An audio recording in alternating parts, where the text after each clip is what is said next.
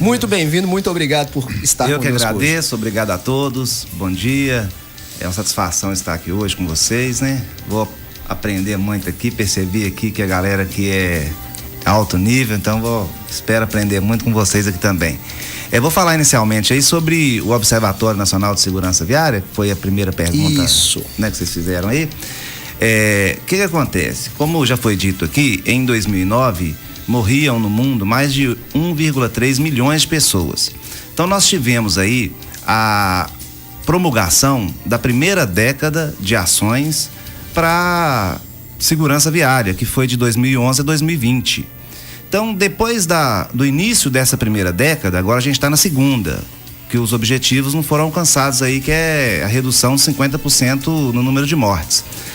Depois que foi promulgado a primeira década, no Brasil iniciou o Observatório Nacional de Segurança Viária, que fez levantamento de dados, né, estudos, todos relacionados com a segurança do trânsito, que a gente ainda não tinha uma instituição que fazia isso. Então, o Observatório Nacional de Segurança Viária, ele que criou o movimento Maio Amarelo, e que tem o objetivo aí de conscientizar a sociedade sobre a segurança. Hoje o movimento Maio Amarelo, ele extrapolou as fronteiras do Brasil, e outros países também estão apoiando essa causa. Então é o quê? É o mês de maio todo para a gente poder falar de conscientização, né, e segurança. A gente tem outros momentos também aí no ano, que é a Semana Nacional do Trânsito. Então o que acontece?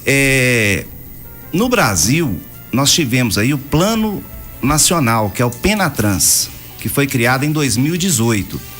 Então, assim, nós tivemos o lançamento da primeira década em 2011 e só em 2018 que foi criado um plano nacional, através de lei, um plano de ações para efetivar essas questões da segurança. Então, aí a gente já vê o quê? A questão da gestão pública, do atraso. Então, o mundo todo trabalhando isso já, levando a sério, e só em 2018 que foi criado no Brasil. Em 2021, já na segunda década, esse plano foi reformulado e ele traz ali 6 pilares, que são segurança do veículo, segurança das vias, gestão do trânsito, socorro às vítimas, fiscalização e educação. Então, assim, a gente tem 6 eixos de ações, e um desses eixos tem a ver com a postura do condutor, mas tem muito a ver também, por exemplo, segurança das vias, tem a ver com os gestores públicos. Então, os acidentes são causados pelo fator humano, mas em muitas situações também, ele depende dessa gestão pública. Então, a gente precisa que realmente os gestores públicos levem a sério a questão da segurança viária, porque morrem no Brasil mais de 30 mil pessoas por ano. Num dia, morrem mais de 80 pessoas, são quase 90. Então, o que acontece? Se um avião cair, vira notícia em todos os jornais. Mas no trânsito, é como se um avião caísse todos os dias no nosso país. E é um cotidiano, virou cotidiano, todos os dias, Doutor, é uma coisa normal, né? Mas... E o problema do trânsito, ele gerou, a gênese dele é física, né? Que é a situação da mistura dos fluxos e da energia cinética. Porque a energia, ela não pode ser criada e nem destruída, ela é sempre transformada. Então, assim, ela tem como base aí a velocidade. Energia cinética é massa vezes velocidade ao quadrado sobre 2. Então, o que acontece?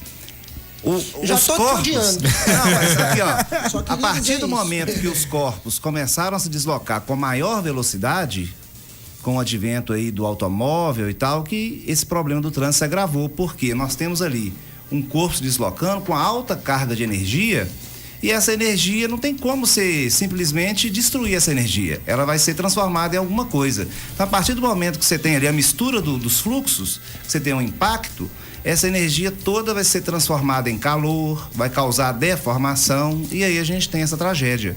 Então, assim, tem que ser feito a separação dos fluxos, né? Tirar o pedestre do local que tem esse corpo se deslocando com alta carga de energia cinética, e a gestão da velocidade, porque o aumento da velocidade, o aumento desse limite de velocidade potencializa muito o impacto do sinistro de trânsito. Nós temos uma situação extrema lá em Patinga, que eu sempre passo na Avenida Brasil, e aí tem duas conversões ali, uma antes do Banco do Brasil, aquela entrada ali, e subindo para a Igreja Católica. Aí, por exemplo, eu tô indo no sentido Cidade Nobre para o centro. Então ali tem a subida para a Igreja Católica. Quem tá vindo do sentido do centro, ele é proibido convergir naquele sentido. Tem até a faixa lá, tá mais amarela, assim, que eles reforçaram.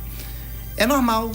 Todo mundo assim, né? Grande parte das pessoas ali faz essa conversão errada.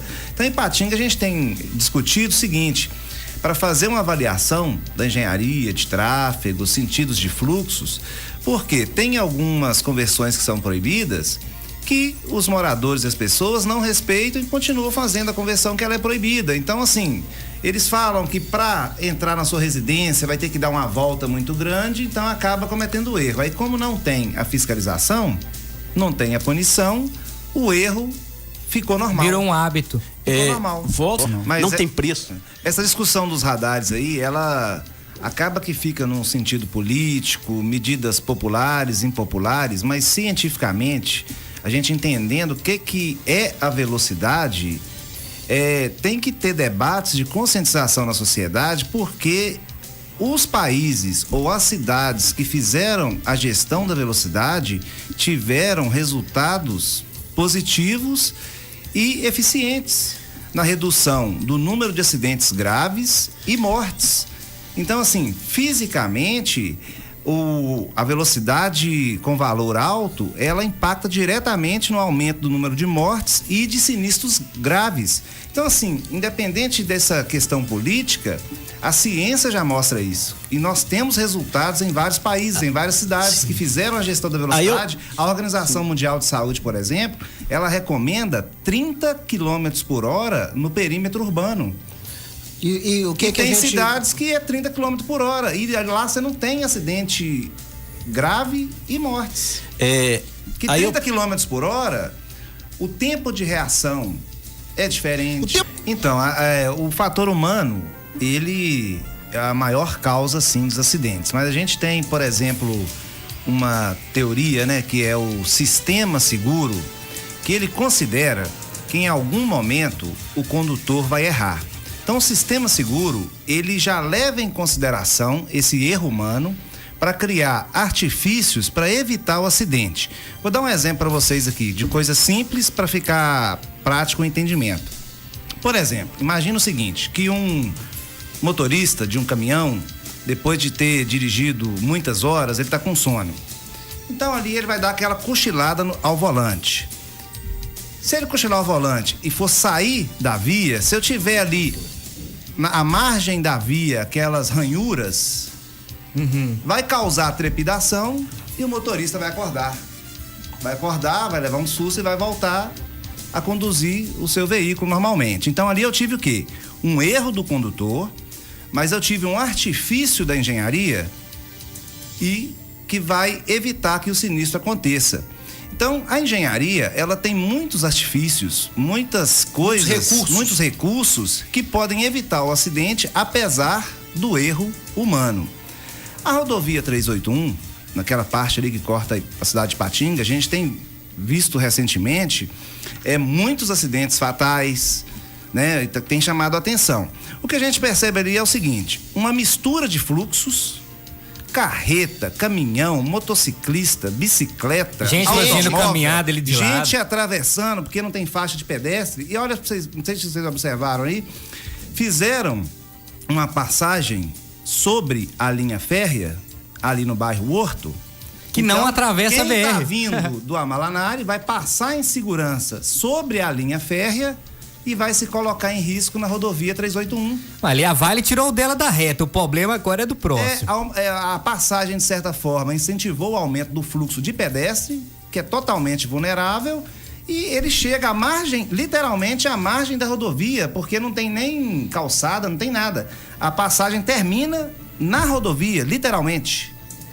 O pedestre ou o ciclista, ele vai sair ele desemboca na 381 sem passagem para pedestre, sem nada. Então e outra coisa, o condutor, ele trafega na rodovia na velocidade que ele quiser, 120, 140, não tem controle, não tem gestão de velocidade e tem essa mistura de fluxos.